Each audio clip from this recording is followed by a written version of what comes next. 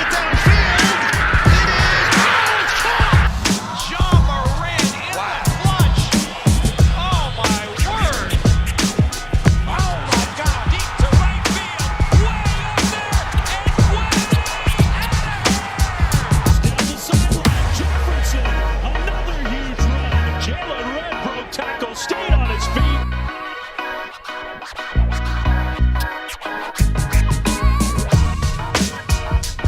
What's going on, everybody? Hope you're having a great day today, and welcome back to another episode of Blake's Take. I'm Blake Neiman here, and we are finally at the NBA Finals here in early July. Who would have expected that? But more importantly, though, who would have expected the two teams playing for the title would be the Phoenix Suns and the Milwaukee Bucks. But the finals are the finals, and whoever shall win the chip should not have nothing taken away from them, as they have worked just as hard as any other contender to get to this point, and it's not their fault the rest of the competition struggled with injuries. They controlled what they could control, and that is all what you can ask from a team. So here it is, Bucks-Suns down in the Valley for Game 1. Suns in their first final since 1993, back with Charles Barkley, and Bucks in their first final since 1974, back with the Big O and Kareem Abdul-Jabbar. A big factor going into this game was the status of Giannis Antetokounmpo and whether he was going to play or not. Luckily for the Bucks, their two-time MVP and Defensive Player of the Year was cleared to play in his first NBA Finals game. Unfortunately though, for the Bucks, it was all downhill from there. Chris Paul lit them up for 32 points on 12 of 19 shooting and 9 assists in his first ever finals game that he had been waiting 16 years for.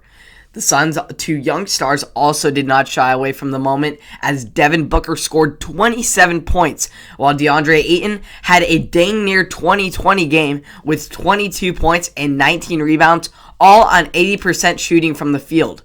Just great performances by the young stars. Obviously, on paper, these guys showed offensive success. This was due in large part to their ability to counter the Bucks' defensive strategy that was so successful in the final two games against the Hawks in the Eastern Conference Finals, in which they switched on everything. The Bucks wanted to keep the ball in front, stay out of the rotation, and prevent Paul from doing his impeccable work in the pick-and-roll situations. This tactic worked for the Bucks early in this game, but once the Suns found their rhythm, there was no going back, as they took full advantage of their quickness, getting triple threat options and isolating Brook Lopez on virtually every play. A lot of this falls on Mike Budenholzer and his lack of adjustment during this game. He should have pulled Brook Lopez way earlier than late in the third, or he should have came up with a better plan or defensive scheme that would have allowed the big man to still make his presence known without getting stuck in the middle of two all-star guards. That's just the beauty of this Phoenix offense, though. It is built to attack any scheme. The Suns space the floor, put pressure on the rim, and have two of the better matchup hunters in the world in their backcourt in Devin Booker and Chris Paul. Just pure raw players. This is not the same kind of opponent as the bang-up Hawks that the Bucks were facing. So whichever way Budenholzer chooses to go, there will be pros and cons. It's significantly harder to play small ball with the Bucks' lack of depth at the guard position. And for all the defensive problem Lopez may continue to have in this series, he is still one of the Bucks' most productive offensive players. You can't take away from that. So you want Lopez on the court for the offensive side, but the Suns are going to take advantage all day of Lopez in those pick and rolls if you keep him there. So Game 1 really showed the Suns' strength and exposed the Bucks' weaknesses, and we'll see how Game 2 turns out. But I think the Suns are locked in on their game plan. They've got everything put together. The Bucks have a lot of work to do if they want to keep themselves in this series and find a way to stop this incredible offense that Phoenix has, and also defense. Defense was really well too.